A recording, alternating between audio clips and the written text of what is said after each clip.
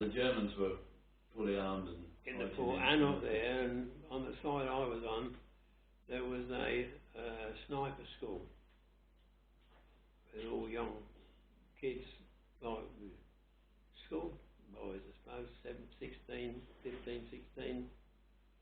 They were a sniper school, so they were pretty hot with the rifles, and then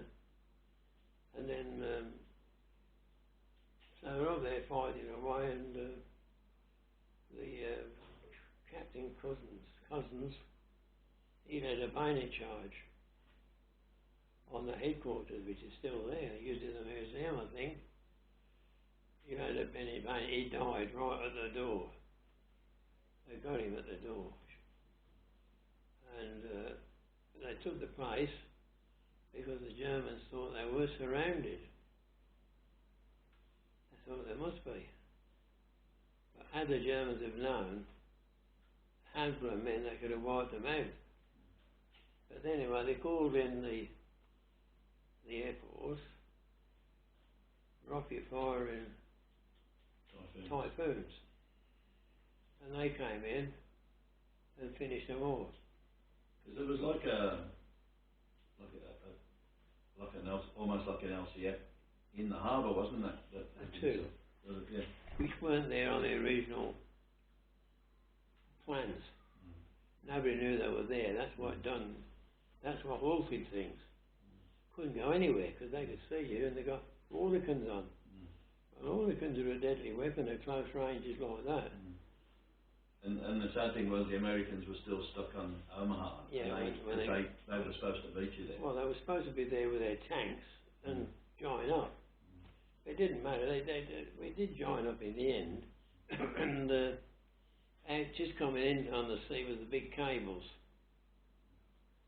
Once the cables and all that were in, your next thing, you ended up going to Bayo. Oh, because we wanted to go back to our landing craft. Yeah. We couldn't get back. The beach was full of obstacles, burnt tanks, wrecked landing craft, nowhere to land. And it had got no ammo. Well, none of them had. So we, this Bayo wasn't far away, and as it wasn't being bombed or shattered, but the German officer wouldn't stand for that. He should have blown it up, but he didn't want to. And they said, went to the military police, and they said, well, we'll get you a truck going down to back to the beach, basically, to get you back to your LCS. Courcelles. That would have been Swords Beach, I think. Courcelles originally, or one of those, or a Canadian beach. The Courcelles was now a port, a very small port, a fishing port. It was a military landing spot from the ships. There's hundreds of ships in that area, hundreds of them, and supplies. And the docks, Ford Docks, was a floating lorry, and whatever else floated, bringing supplies to the beach.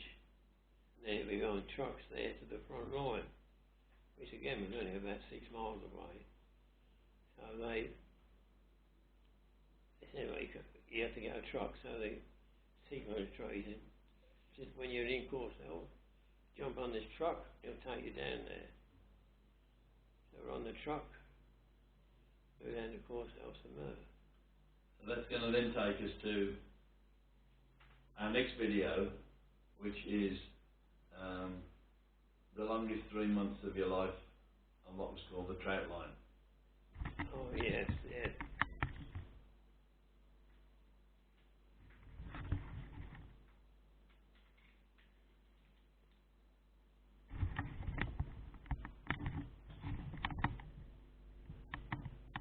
Are you doing it now?